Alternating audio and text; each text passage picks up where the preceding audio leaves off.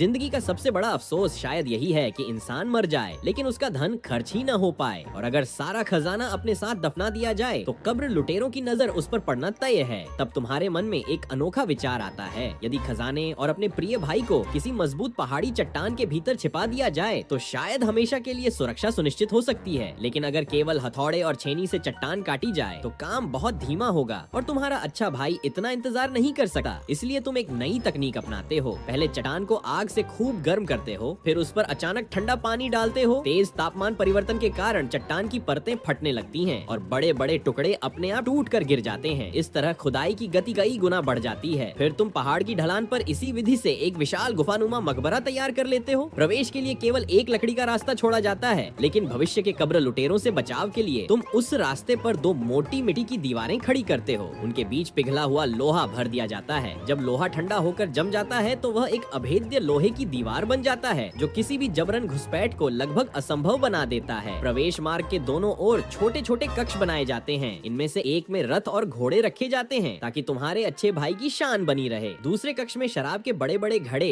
मिट्टी के बर्तन और दैनिक उपयोग की वस्तुएं रखी जाती हैं। क्योंकि तुम्हारा भाई जीवन में शिकार का शौकीन था, इसलिए वहाँ हिरण, घोड़े और कुत्तों की आकृतियाँ तथा उनसे जुड़ी वस्तुएं भी रखी जाती हैं। आगे बढ़ने पर एक विशाल मध्य कक्ष आता है। यह लकड़ी से बना एक भव्य सभागार होता है जिसकी छत टाइलों से ढकी हुई है। यही वह स्थान है जहाँ परलोक में भी भोज और मनोरंजन की कल्पना की गई थी। कक्ष के भीतर सुंदर सजावट, कीमती शराब के पात्र और अनेक कांस्य कलाकृतियां रखी जाती हैं। इसके आगे पहुँचते ही मकबरे के स्वामी का विश्राम कक्ष आता है। विशाल पत्थरों की सहायता से इसे दो भागों में बांटा गया है। मुख्य कक्ष में लाल रंग से रंगा हुआ ताबूत रखा जाता है जिसके भीतर सोना, चांदी, जेड और अनगिनत बहुमूल्य खजाने छिपे होते हैं। साथ वाले कक्ष में दैनिक जीवन की वस्तुएं, धोने और संवरने का सामान रखा जाता है ताकि मृत्यु के बाद भी जीवन वैसा ही चलता रहे जैसा पहले था। शयन कक्ष के प्रवेश द्वार पर सफेद जेड पत्थर का एक विशाल दरवाजा लगाया जाता है। उसके नीचे दो विशेष कांस्य यंत्र छिपे होते हैं। जैसे ही दरवाजा बंद होता है, ये यंत्र अपने आप ऊपर उठकर दरवाजे को भीतर से जाम कर देते हैं। इस प्रकार यह सुरक्षा की दूसरी परत बन जाती है। लेकिन फिर तुम्हें एक नई समस्या दिखाई देती है। बरसात का पानी चट्टानों की दरारों से रिसकर मकबरे तक पहुंच सकता है और समय के साथ उसे नुकसान पहुंचा सकता है। परंतु यह समस्या भी तुम्हारी बुद्धि के आगे टिक नहीं पाती। तुम पूरे गलियारे के किनारे जल निकासी नालियां बनाते हो जो रिसते हुए पानी को एकत्र कर विशेष कुओं तक पहुंचा देती हैं। इससे पूरा मकबरा सूखा और सुरक्षित बना रहता है। अंत में मकबरे के चारों ओर विशाल चट्टानें भर दी जाती हैं और प्रवेश द्वार के सभी निशान मिटा दिए जाते हैं। धीरे धीरे यह पूरा भूमिगत महल पहाड़ का ही एक हिस्सा बन जाता है। बधाई हो,